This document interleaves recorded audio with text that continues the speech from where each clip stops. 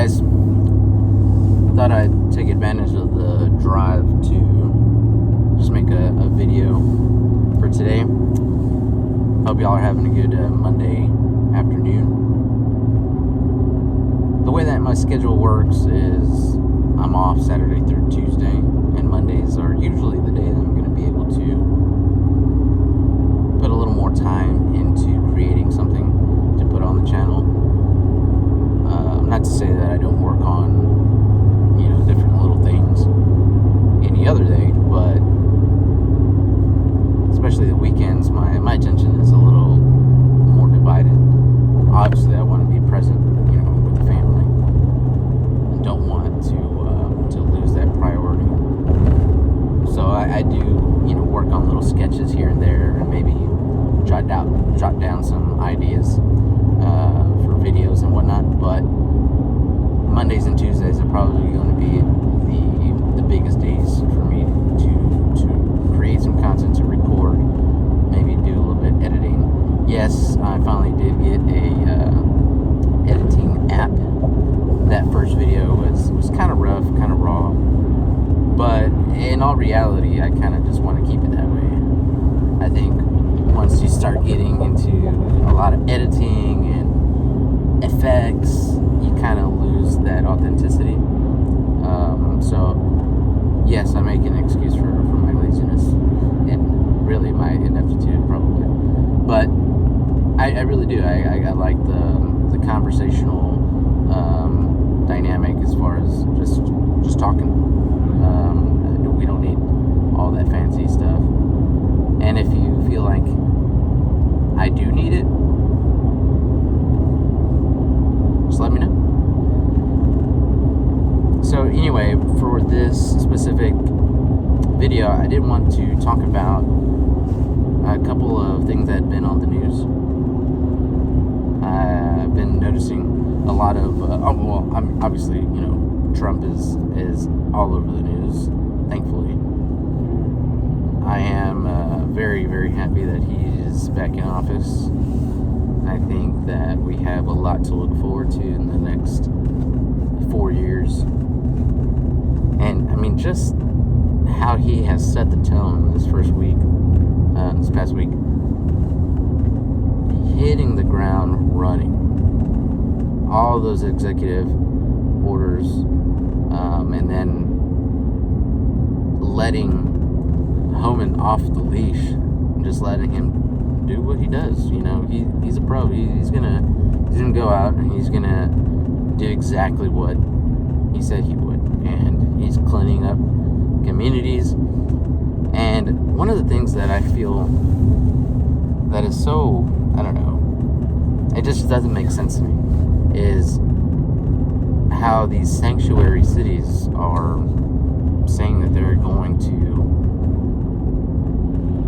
basically not cooperate with ICE. And if anything, they're just going to make it harder for them to do their job. Also, there's been these videos of the teachers, they're just going crazy saying, oh, I wish, I hope ICE tries to come in my classroom and try to take my kids and blah, blah, blah. And, they're just, they're making themselves look like idiots.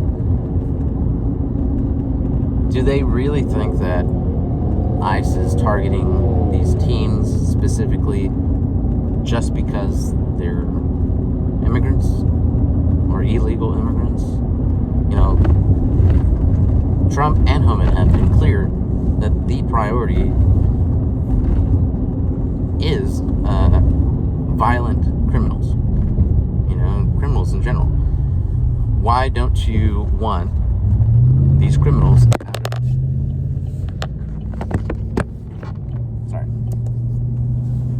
out of your community? It just doesn't make sense.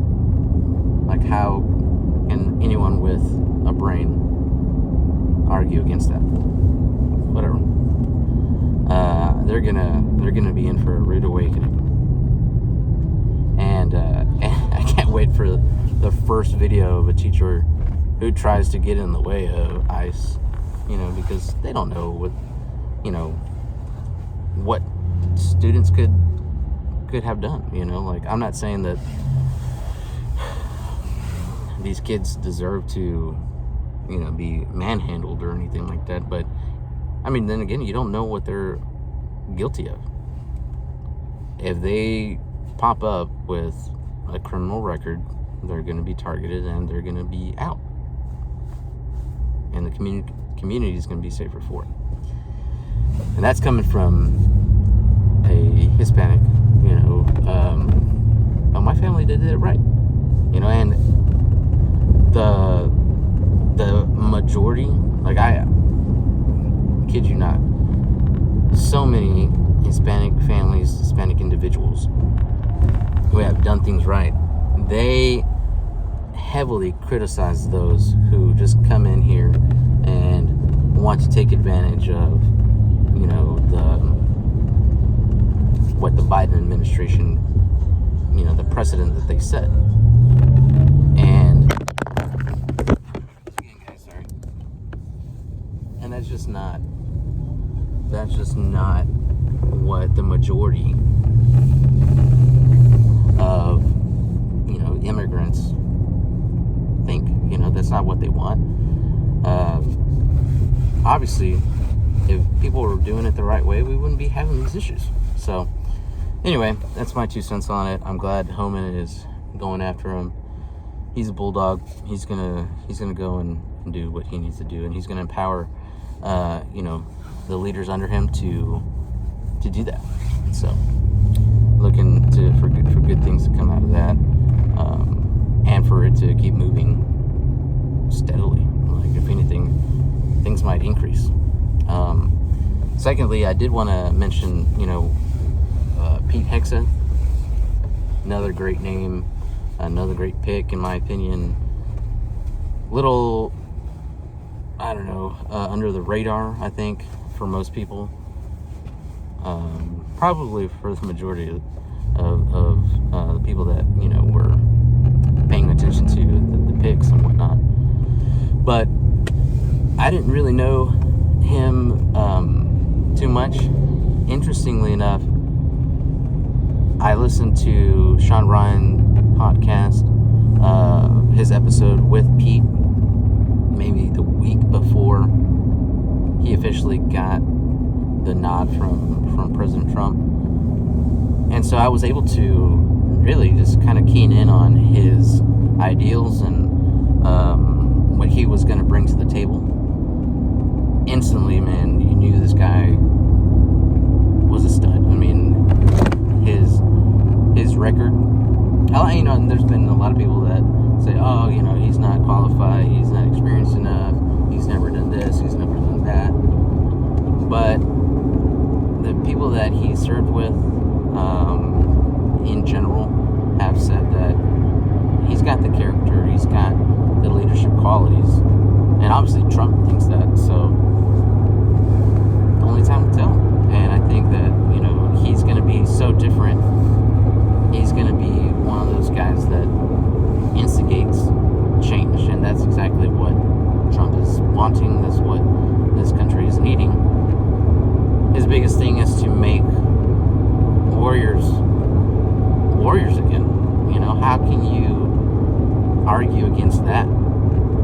I didn't serve. I have a lot of buddies, both Army and Marine, and my best friend, my cousin, he's in the Navy. He's stationed out in Hawaii. And so I kind of just, as I was listening to Pete on the Sean Ryan Show, which, if y'all haven't tuned into the Sean Ryan Show, y'all are missing out. He's got such great content. He himself, former Navy SEAL, ex-CIA contractor. I mean, this guy is connected, and once you start watching and seeing the guests that are on his show, you're gonna find out soon that this guy is, he's well connected. But like I was saying, as I was watching Pete and his interview, I just kind of try to, put myself in my cousins and my buddies' shoes, the ones that served, and thought about what they wanted, to hear from a leader, someone who could bring about change in the military. And he hit so many good points. The fact that he just wants to eliminate that woke culture has no place, and the whole DEI that has no place in the military, in my opinion. And again, this is just, my humble opinion, my 2 cents. But it's good to hear that we're moving in the right direction as far as our military and the country as a whole being viewed as a superpower again, allowing the warriors to be lethal, to have the tools they need and the ethos that is going to promote, winning again. So, yeah, that was pretty much everything that I had on my mind. If y'all want to comment on it, tell me I'm wrong or tell me I'm right, or just leave your 2 cents, definitely open to it. Thanks for listening, and I hope